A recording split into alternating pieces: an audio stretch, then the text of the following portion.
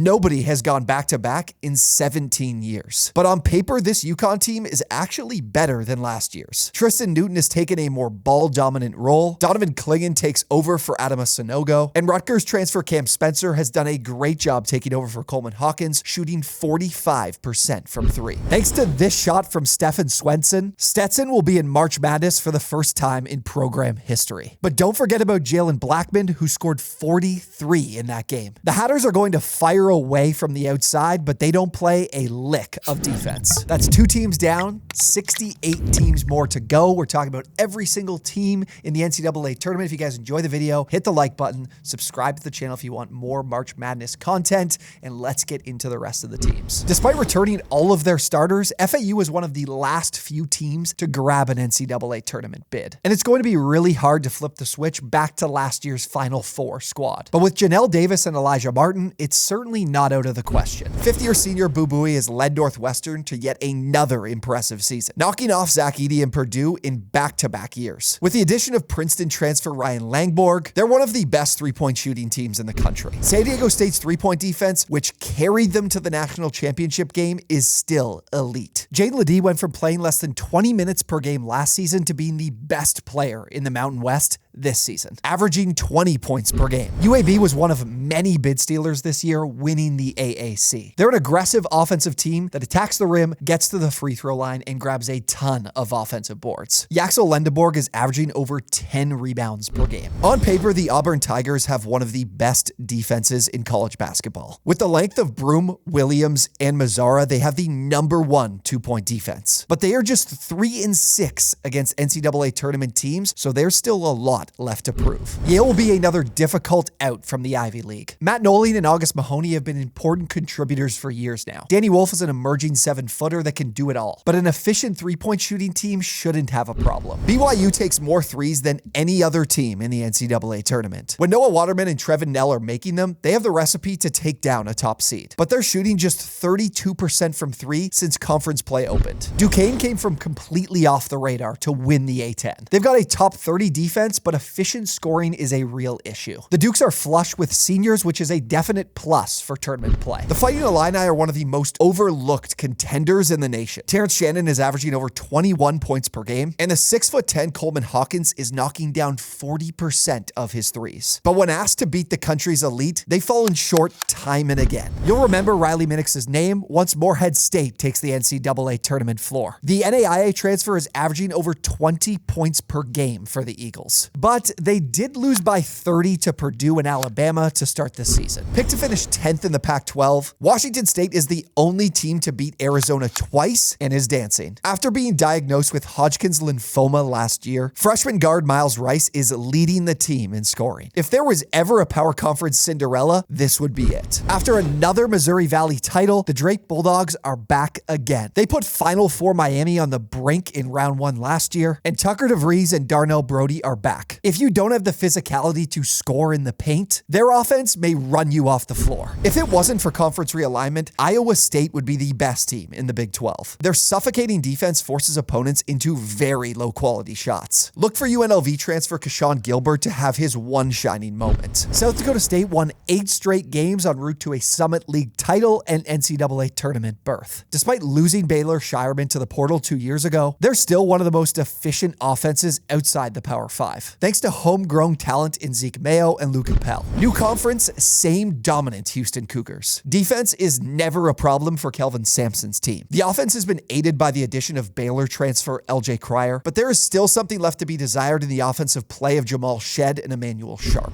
Longwood wasn't supposed to be here. As the 5 seed in the Big South, they beat the top 2 teams to win their tournament. 7-footer and Utah State transfer Simmons Zapala gives them rebounding chops. But beyond that, I don't see much upset potential. The Nebraska Cornhuskers have won just 3 road games this year. So how will they fare on a neutral court in March Madness? They run a deep rotation, but the man they call the Japanese Curry, Kisei Tominaga, is the player the nation will be enamored by. With high volume 3-point shooting and a top 25 defense, The recipe is there. Texas A&M is shooting just 28% from three, bottom 10 in the nation. But they've also pulled off wins over top seeds like Iowa State, Tennessee, and Kentucky. With experienced guards in Tyrese Radford and Wade Taylor, combined with the best offensive rebounding unit in the country, they're a daunting task. Wisconsin peaked as the number 6 ranked team in the country a month ago, but closed out the regular season losing 8 of their last 11 games. The offense is clicking thanks to St. John's transfer AJ Storr, but they boast a bottom 20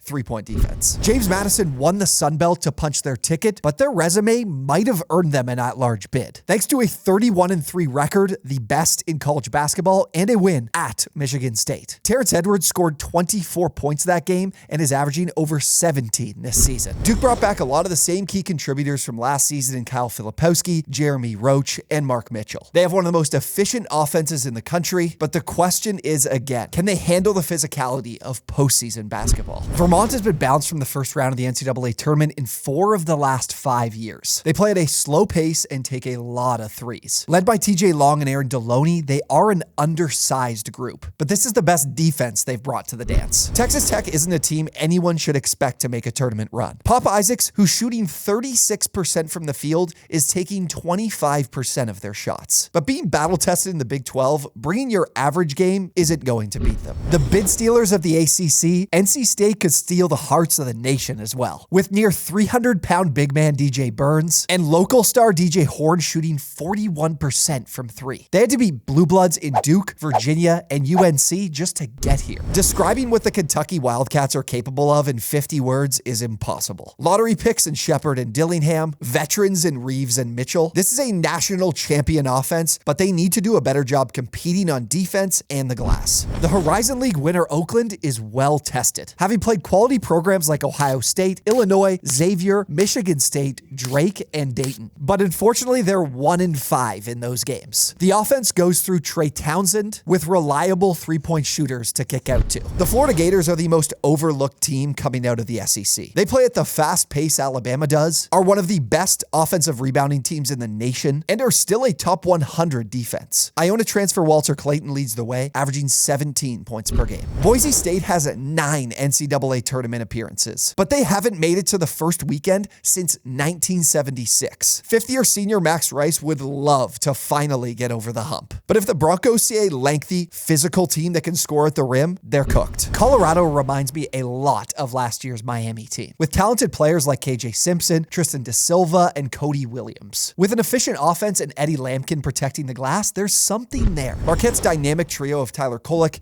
Cam Jones, and Oso Ighodaro can score with anyone in the nation. Kolek's 7.6 assists per game leads the country, and Jones has multiple 30-point games under his belt. But if they see a three-point shooting team that can rebound, they're in trouble. Western Kentucky plays at the fastest pace in the entire country. So even if their tournament run doesn't last long, they should provide excellent entertainment. But with their size, led by Georgia Tech transfer Rodney Howard, their defense can translate to top-level competition. Yes, Armando Bacot is still a college student. North Carolina is known for their offensive prowess, and they have that in RJ Davis. But Hubert Davis's team is the premier defensive unit in the ACC. Howard will be representing the MEAC for the second year in a row. Their game is messy, having a top 10 turnover rate offensively and ranking 334th in defensive efficiency. But nobody has more college basketball experience than Seth Towns, who played his first game for Harvard back in 2016. Wagner is dancing despite not being able to hold a full practice since December. They won the NEC tournament despite having just 7 healthy players. Coming from the same conference as Fairleigh Dickinson, is this our Cinderella? Mississippi State is led by the duo of Josh Hubbard and Tolu Smith. The freshman Hubbard has closed out the season with 20-plus points in 7 of his last 8 games. And their defense is allowing opponents to shoot just 29% from 3. Michigan State was the number 4 ranked team in the preseason AP poll, and at no point this year have met expectations. Despite Tyson Walker, AJ Hogarth, Jaden Akins, and Matt Sissoko all returning. But there's a reason why they call Tom Izzo Mr. March. St. Mary's claimed both the regular season and WCC tournament title over Gonzaga. With Mitchell Saxon guarding the paint, scoring points inside just isn't going to work. Ada Mahini and Alex Dukas are back too. This may be Randy Bennett's best team yet. The Antelopes of Grand Canyon should get some buzz this week, and deservedly so, having beat San Diego State and given South Carolina all they can handle. Former Kansas forward Tyan Grant Foster has dominated the WAC this season. No team in in March Madness plays at a faster pace than Alabama. After being in a sidekick role to Brandon Miller, Mark Sears has been unconscious for the Crimson Tide. But much like last year, if you can solve their three-point attack, their defense isn't stopping you. Charleston lost by just 6 to last year's runner-up and are back in 2024. The 6'10 Ante Brazovic returns, and Rainey Smith leads one of the tournament's highest volume three-point shooting teams. If you're not responsible on your own end, their offense can be overwhelming. The Clemson Tigers are the definition of Jekyll and Hyde, pulling out big wins over Alabama and North Carolina, but also falling to lowly conference foes in Notre Dame and Georgia Tech. This team goes as PJ Hall takes them. It could be the Sweet 16 or their couch before the first weekend. My March Madness sleeper is New Mexico. JT Toppin is one of the best freshmen in the country. Donovan Dent is an elite playmaker, and they've got the veteran presences of Jalen House and Jamal Mashburn to steady the ship.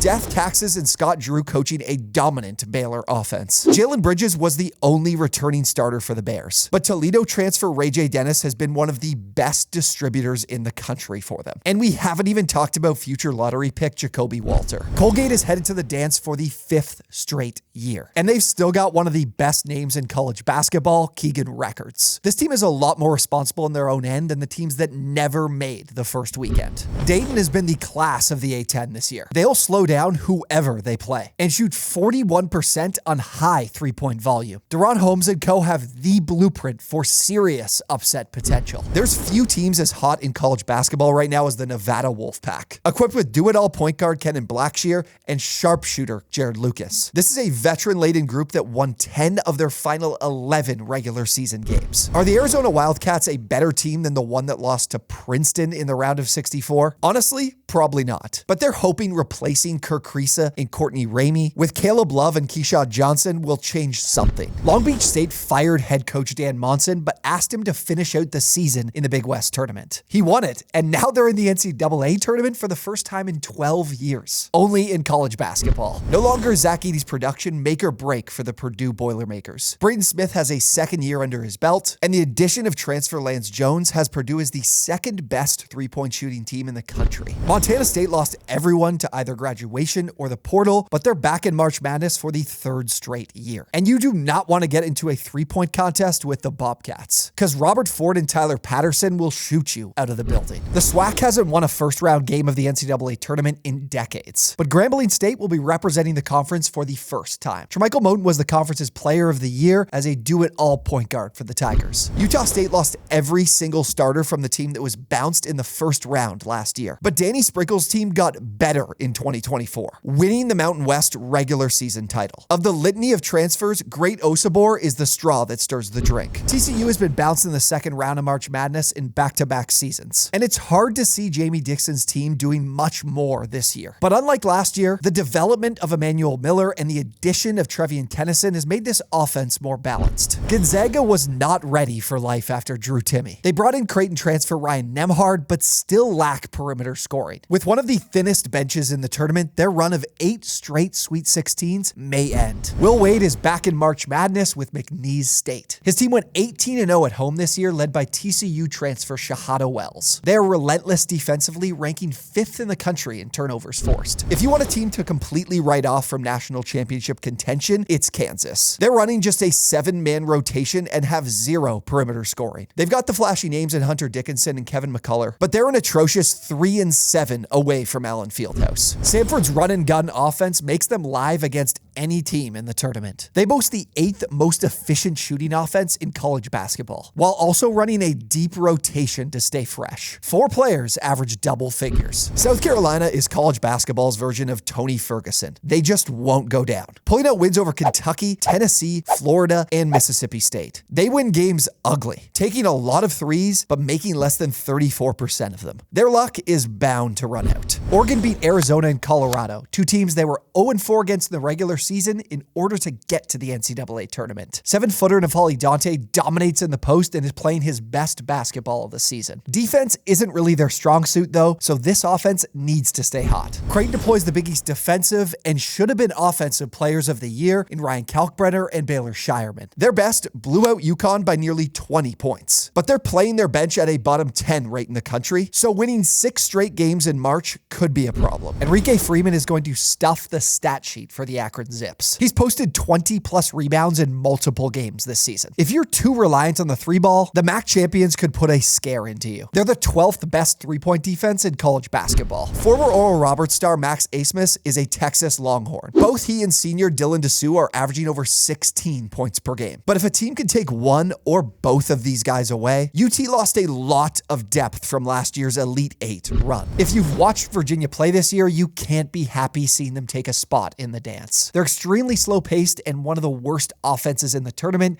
not great for entertainment. But as is a Tony Bennett coach team, their defense will make teams sweat. After an electric start to the season, highlighted by wins over Creighton and Washington, Colorado State closed the season losing 4 of their last 7. But fifth-year senior Isaiah Stevens is made for March. The narrative of Rick Barnes' coach Tennessee is they will always fall short come tournament time. But this may be the best offense of his tenure. Northern Colorado transfer Dalton Connect is the best offensive player in the country and has changed the trajectory for this program. The Peacocks are back in the NCAA tournament, but not with the same cast. In fact, no team comes into March Madness with less experience. But despite a new coach, they still play with the same style. Tenacious defense that's just straight up annoying to play against. Thank you guys so much for watching the video. Hit that like button if you did enjoy. Please do hit that subscribe button as well for more content for the 2024 NCAA tournament. If you're looking for bets, for picks, we'll have them for you. If you want to drop me a follow on Twitter, you can find them there as well. Thank you so much for watching, and we will see you on the next one.